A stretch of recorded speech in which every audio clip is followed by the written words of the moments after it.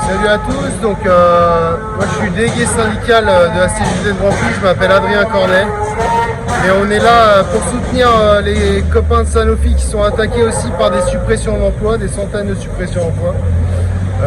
Nous, à la raffinerie de Grand Puy, c'est 700 suppressions d'emplois, 200 chez les sous-traitants et 200 chez Total et 500 chez les sous-traitants. Et on est en lutte depuis le 4 janvier en grève reconductible. Et voilà, donc la prochaine échéance pour nous c'est le 9 février. On appelle à un grand rassemblement le 9 février devant la tour Total. Et voilà, et le 7 janvier, une grosse journée de soutien devant la raffinerie. Voilà, il va y avoir un spectacle, etc. C'est une occasion pour nous de se retrouver dans un temps calme et de s'assurer du soutien de la population qui va être concernée par les suppressions d'emplois, puisque c'est 700 jeunes qui demain ne vont pas pouvoir trouver de boulot grâce à l'outil de travail qui est Total.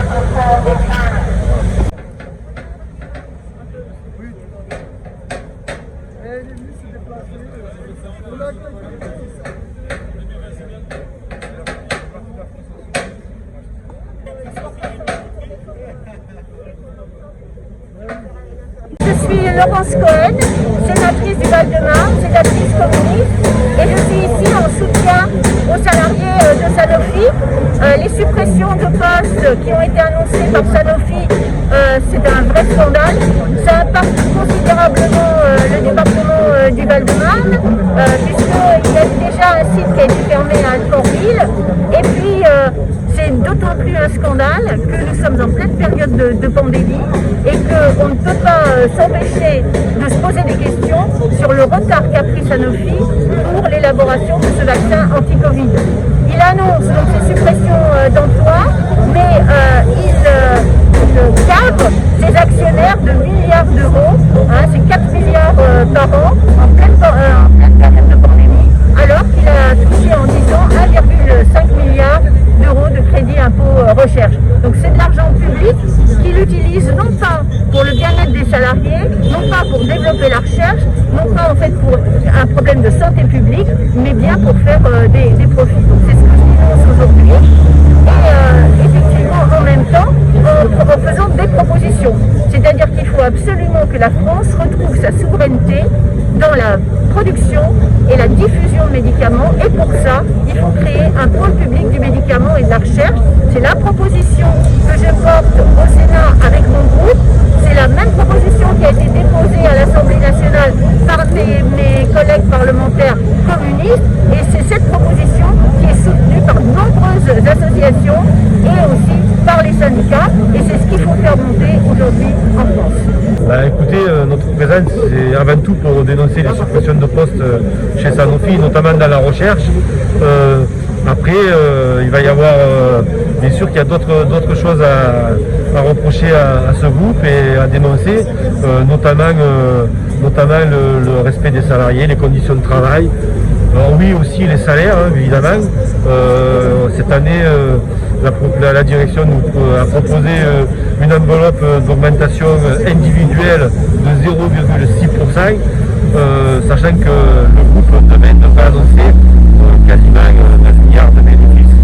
Bon, écoutez, à un moment donné, voilà, il faut tout remettre, il faut remettre toutes les choses en place, comparer tout ce qui est comparable, et on s'apercevra que dans Sanofi on pourrait être beaucoup mieux que ce qu'on est aujourd'hui. Et je ne parle pas simplement en termes de salaire, je parle aussi en termes d'emploi.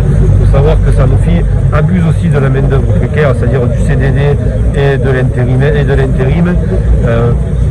Pour exemple, le site de Val-de-Reuil qui a été condamné à hauteur de je crois 350 fois pour emploi illégal de main-d'œuvre précaire, on va dire.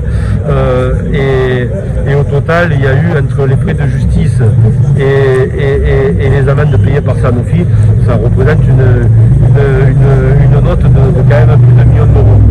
Donc voilà, et les 250, je crois que c'est 350 personnes qui se sont vues leur contrat requalifié en CDI, ce qui est quand même aussi important. Pour une grande partie requalifié en CDI. Vous êtes soutenu donc aujourd'hui par Total Grand Puy. J'ai vu aussi que vous alliez aller les soutenir dimanche prochain. Oui, on appelle à ce qu'il y ait un soutien dimanche des camarades de Grand Puy, mais peut-être eux vous parleront plus facilement de leur lutte, mais c'est vrai que là aussi c'est pareil, on est sur un groupe Total qui a décidé de fermer sa raffinerie pour aller raffiner ailleurs sur la planète, et voilà, et en même temps il se donne bonne conscience en disant que pour des raisons écologiques, il ferme sa raffinerie, en sachant que ces raisons écologiques-là seront peut-être pas valables lorsqu'il va s'implanter ailleurs, quoi. Donc voilà, on est face à des grands groupes qui font croire tout et n'importe quoi à nos citoyens et à nos dirigeants. Il y en a des dirigeants qui, voilà, on avait quand même l'impression que ces dirigeants-là ont tendance à se laisser mener en bateau facilement.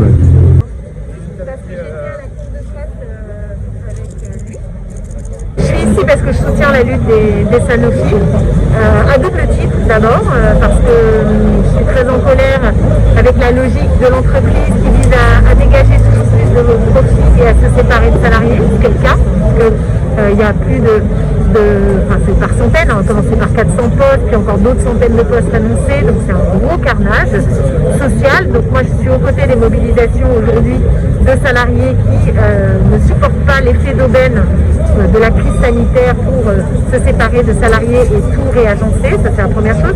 Et la deuxième, c'est qu'on n'est pas dans un secteur neutre, on est dans un secteur fondamental par rapport à la crise sanitaire. Et donc là, on est en plein délire. C'est-à-dire que les politiques qui ont été menées depuis plusieurs décennies, où on a cherché la rentabilité dans le monde de la recherche, produit des effets qui sont des effets calamiteux pour lutter contre la Covid-19. Donc là, c'est dingue de se dire que dans ce moment où on aurait dû être à la pointe, où on aurait dû être capable d'avoir un vaccin nous-mêmes en France et d'avoir les moyens de le faire, on ne peut pas le faire parce qu'il y a eu des choix qui sont des choix politiques. Parce que si Sanofi le fait, c'est parce qu'il y a un laisser-faire. Donc c'est politique, c'est une question.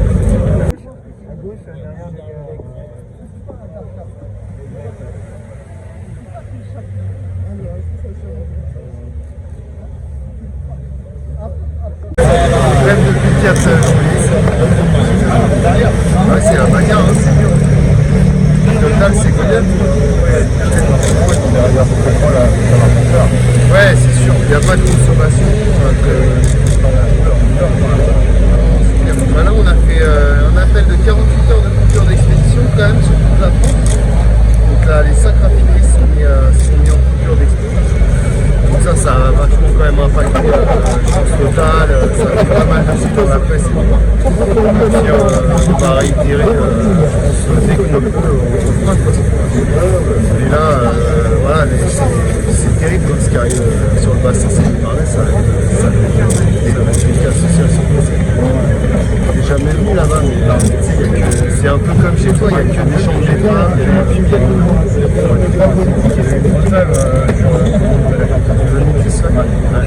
T'étais venu déjà? Non, moi j'étais coincé sur l'avion, mais il y avait des minutes attendues qui avaient fait un pêcheur. Oui, exactement.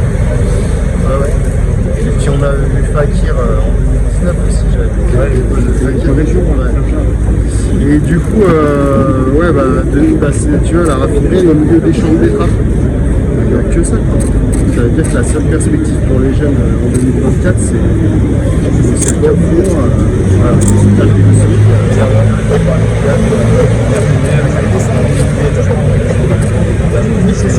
Tu vois, on arrive à témoigner de la précarité quand même. Doubler le SMIC quand même, tu vois. Normalement j'ai mon cache-colle, mais là il est pas. Quand tu m'as réussi, tu sortir du bilan. Là, tu vois, ça fait 4 semaines qu'on est en grève, on n'a pas vu une caméra. C'est-à-dire, on a vu RT, d'avoir trouvé une petite carte de polo. Ouais. Même plus que moi. T'as vu la déclatrice dans l'idée? Elle est énorme. Ça, je dis, pour revenir le rapport, on n'a pas trouvé des alternatives aux énergies. C'est énorme. Oui, parce que la concession de on n'a pas dire que immédiatement, ça a moins de 10 ans. Déjà, tu vas faire venir d'ailleurs. t'imagines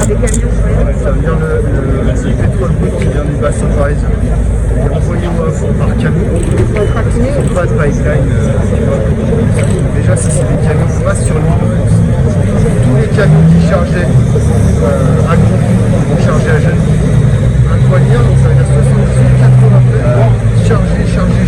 Déjà que c'est une zone qui est hyper dense, tu remets des produits dangereux sur la route, j'imagine à quel point c'est vert, et ensuite tous les 4-5 millions de tonnes qu'on traitait à Grandpuits, ça va venir de pays où en social et environnemental, il n'y en a pas. Il va à Dubaï, c'est réglé, tu vois, c'est Le parcours avec les chauffeurs,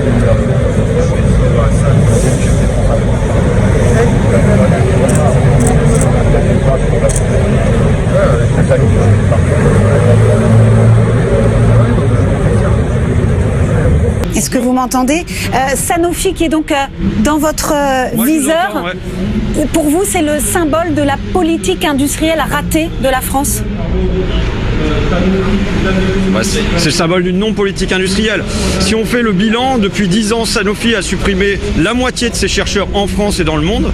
On est passé de 11 centres de recherche à 4. Et là, comme Strasbourg doit être supprimé, on est passé à 3 centres de recherche. Et pendant ce temps-là, tous les ans, Sanofi figure sur le podium pour ce qui est des versements de dividendes aux actionnaires. Donc il faut comprendre que l'échec de Sanofi sur le vaccin n'est pas le fait d'un hasard ou malheureux. C'est le fait d'un choix de désorganisation de tout l'appareil de recherche, tout l'appareil de développement, tout l'appareil de production. Et donc on est là face à un symptôme d'un échec industriel depuis 10 ans.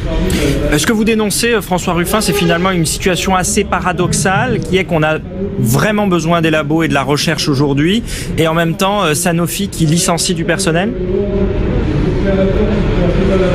Bah oui, on est en pleine crise sanitaire.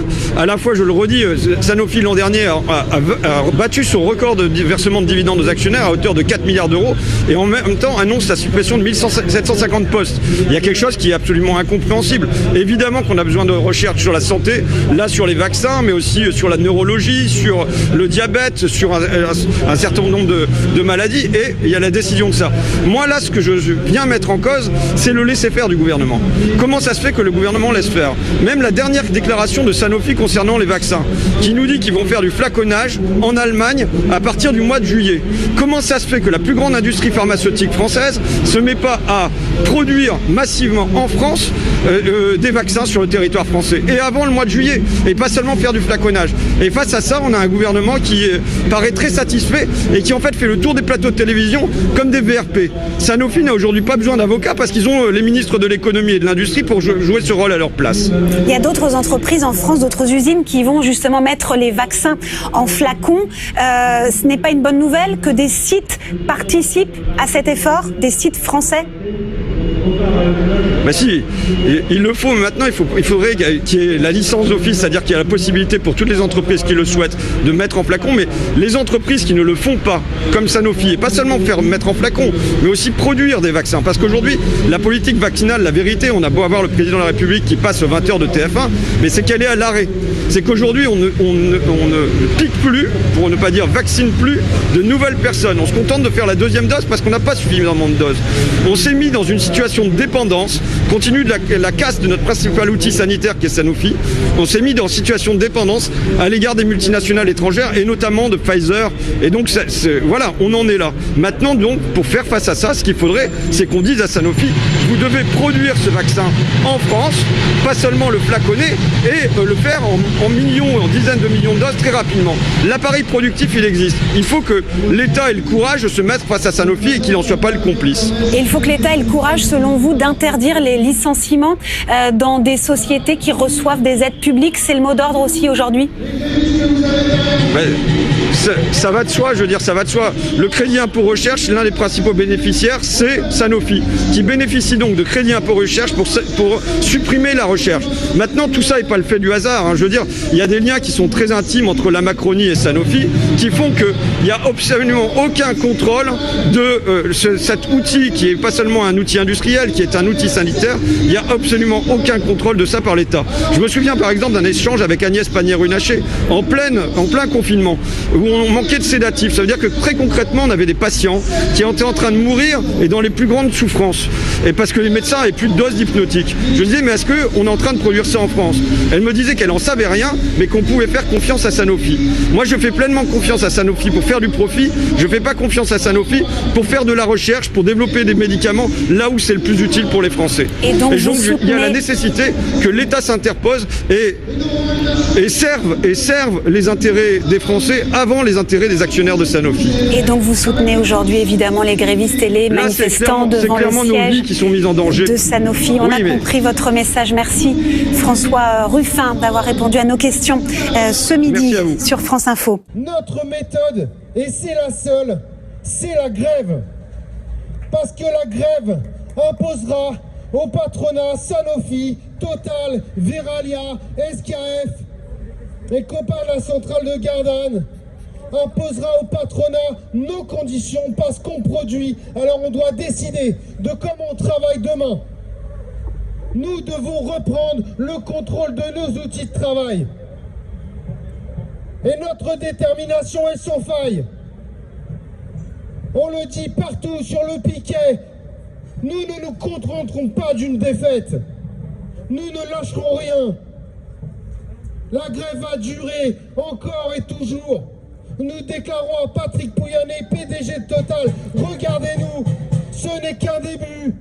Le 9 février, lors du CSEC 3, nous serons des centaines devant la tour Total. Nous donnerons rendez-vous à tous les soutiens. Venez nous soutenir, montrer à quel point Total ne peut pas supprimer des emplois. Ouais, bravo!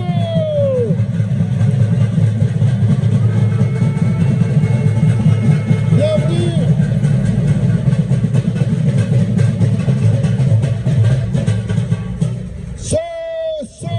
Solidarité avec les Sanofi et solidarité avec les Sanofi et solidarité avec les Sanofi et solidarité avec les Sanofi.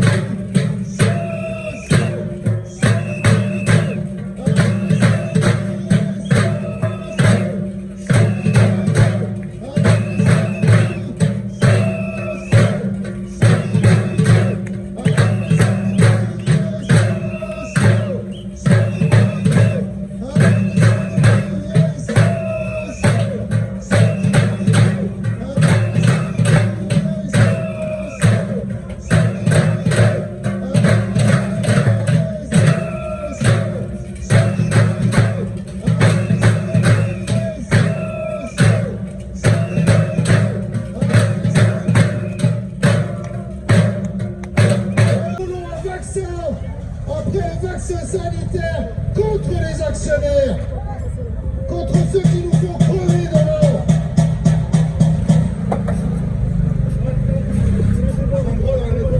Il arrive, mais je vais donner la parole à Pascal Colmine, qui est le délégué syndical central de Sanofi Recherche. Il va nous expliquer ce qui est en train de se passer en ce moment dans la recherche. Oui, bonjour à toutes et tous. Dans la recherche, la direction vient d'annoncer 364 suppressions de postes.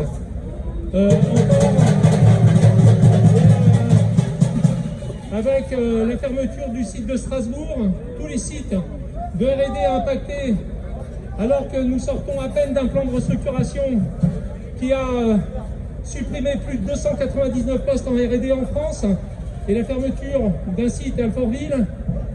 Donc la recherche en France chez Sanofi, c'était 6400 salariés en 2008, c'est 3300 à peu près, à peine 3000 si le plan n'est pas retiré par la direction de Sanofi.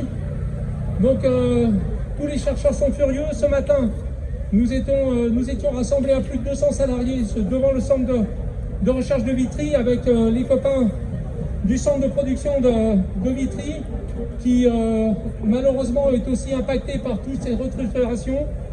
Sanofi, c'est 12 ans de restructuration au minimum c'est des milliards de bénéfices, c'est un chiffre d'affaires faramineux, c'est des crédits d'emploi, toujours plus de crédits d'impôt. Et Sanofi, malheureusement, licencie. Et donc, c'est en pleine pandémie. Donc, comment dire, on est révoltés, en tout cas. Nous, ce qu'on voudrait faire en R&D, c'est notre boulot. C'est continuer à trouver des molécules pour la santé publique, pour, bien évidemment, pour les gens. On est là pour ça, c'est notre boulot avant tout. Mais Sanofi, eux, qu'est-ce qu'ils ont décidé? C'est le profit. Uniquement, les dividendes pour les actionnaires, les salariés, les salaires des patrons. Paul Hudson, je ne sais pas s'il nous entend, mais il est payé à 12 millions d'euros par an, c'est-à-dire 6 000 euros par heure. C'est strictement scandaleux, alors que nous, les salariés, lors des dernières négociations, nous avons eu 0,5% d'augmentation de salaire, et même pas d'augmentation collective. C'est une honte d'un groupe qui est aussi riche, d'aussi peu récompenser ses salariés. Mais ce n'est même pas des récompenses qu'on attend, c'est vraiment d'être payé du travail et des richesses qu'on produit, parce que sans les salariés, sans tous les salariés du groupe, eh ben, tous ces profits ne pourraient pas les avoir. Donc cette journée est déjà un gros succès, en tout cas pour nous, ça va continuer. Cet après-midi, Manif Interpro, donc nous on espère élever le rapport de force partout dans tout le groupe. Et il faut changer, il faut que la stratégie de Sanofi change. Il n'y a pas d'autre solution, et la CGT fera tout pour qu'elle change. Voilà.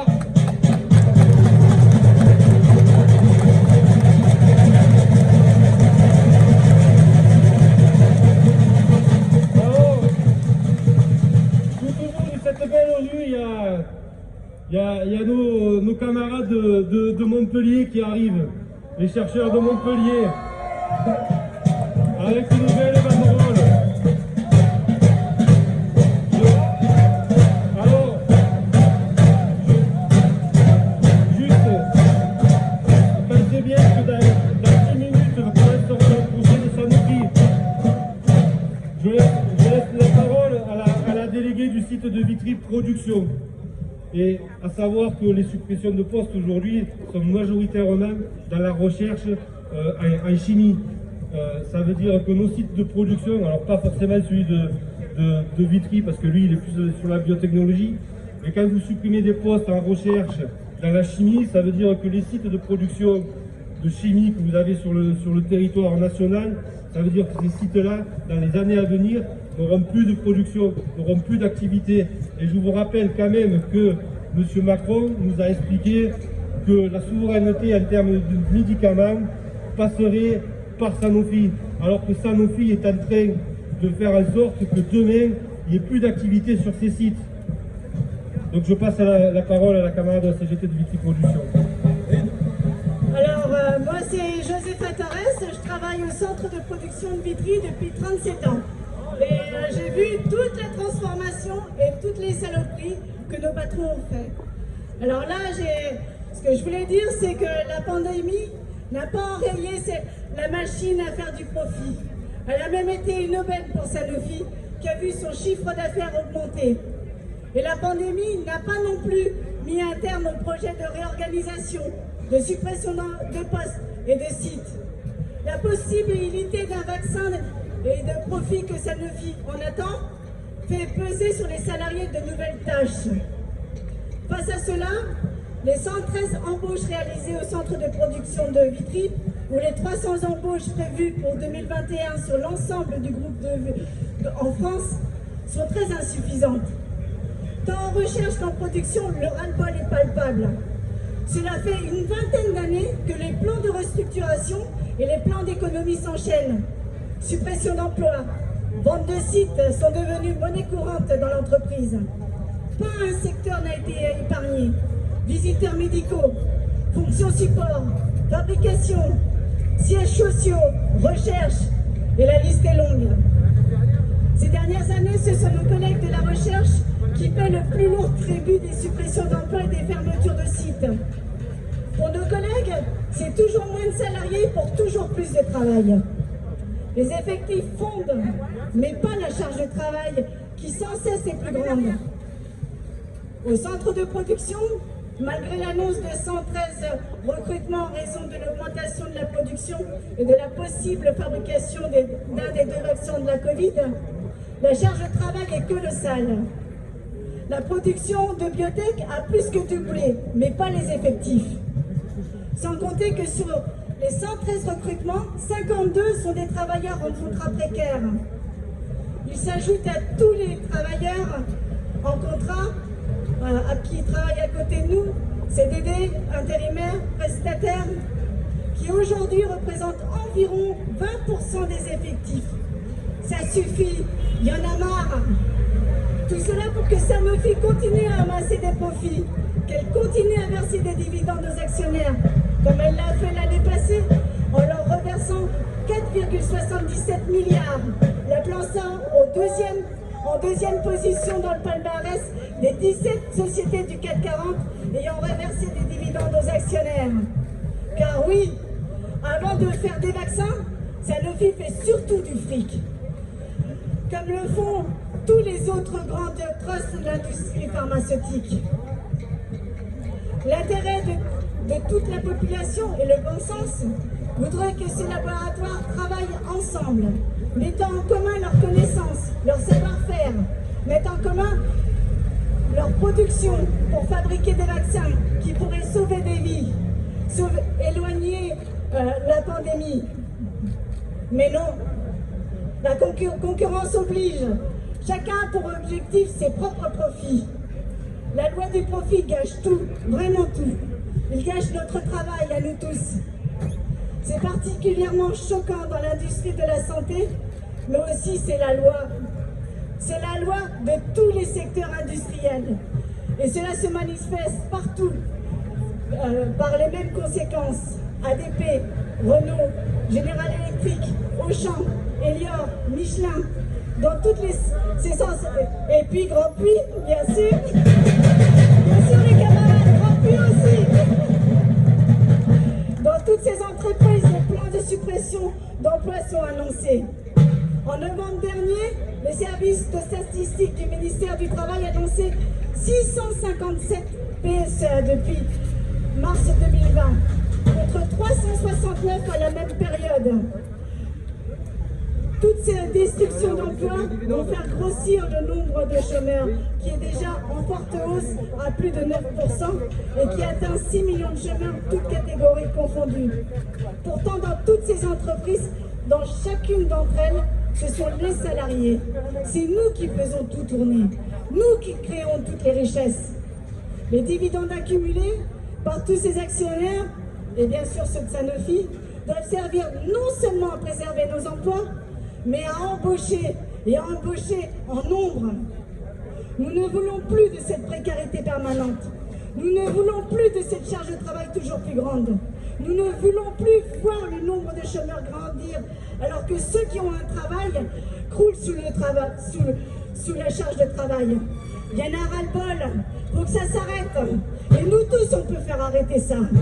Alors nous ne pourrons pas, nous les salariés, nous protéger de ces attaques, chacun de son côté, et sortir de la crise chacun de son côté face à nos patrons. Nous devons réunir nos forces pour affronter ensemble les grandes sociétés et l'État qui les protège. Nos revendications doivent être communes pour qu'il n'y ait plus aucun chômeur. Et pour cela, revendiquons ensemble la répartition du travail entre tous sans perte de salaire, l'augmentation des salaires et des pensions, que les richesses créées par nous tous servent à l'ensemble de la société, que ce ne soit plus les travailleurs qui payent cette crise. De l'argent, il y en a en nombre.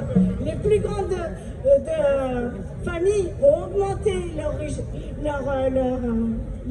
richesse. Et bien que c'est nous qui avons tout fabriqué. Allons chercher ce qui nous doivent et garder nos emplois. Ensemble, camarades, on y arrivera.